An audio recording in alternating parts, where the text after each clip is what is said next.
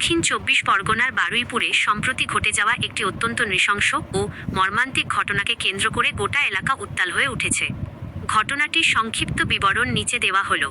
মূল ঘটনা, গত ৪ঠা জুলাই এক ১২ বছর বয়সী নাবালিকা নিখোঁজ হয়ে যায়।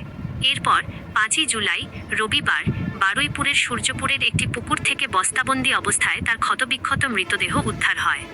ময়নাতদন্তের রিপোর্টে জানা যায়, নাবালিকাটিকে অকথ্য শারীরিক নির্যাতন ও গণধর্ষণ করার পর জীবিত অবস্থাতেই বস্তায় ভরে পুকুরের জলে ফেলে দেওয়া হয়েছিল।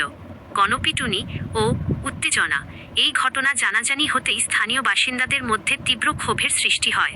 উত্তেজিত জনতা পথ ও রেলপথ অবরোধ করে বিক্ষোভ দেখাতে শুরু করে। এই উত্তেজনার মাঝে পুলিশের সামনেই ইন্দ্রনাথ তাঁতি নামে এক ব্যক্তিকে গণপিটুনি দিয়ে মেরে ফেলা হয়। পরবর্তীতে পুলিশ জানায় ওই ব্যক্তি নির্দোষ ছিলেন। পরিস্থিতি নিয়ন্ত্রণে আনতে প্রশাসন এলাকায় ১৪৪ ধারা, বর্তমানে বিএনএসএস ১৬৩ জারি করে। পুলিশি তদন্ত ও এনকাউন্টার, ঘটনার তদন্তে নেমে পুলিশ সিসিটিভি ফুটেজ খতিয়ে দেখে আনন্দ সর্দার, দিবাকর সর্দার এবং প্রভাস মণ্ডল সহ ৪ জনকে আটক ও গ্রেফতার করে। এদের বিরুদ্ধে গণধর্ষণ, খুন ও পকসো POCSO আইনে মামলা রুজু করা হয়।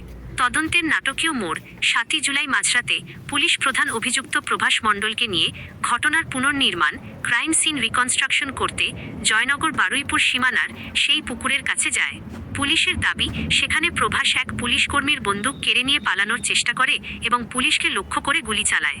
পাল্টা আত্মরক্ষায় পুলিশ গুলি চালালে প্রভাস মণ্ডল জখম হয় এবং হাসপাতালে নিয়ে গেলে চিকিৎসকরা তাকে মৃত ঘোষণা করেন। পুলিশি এনকাউন্টার।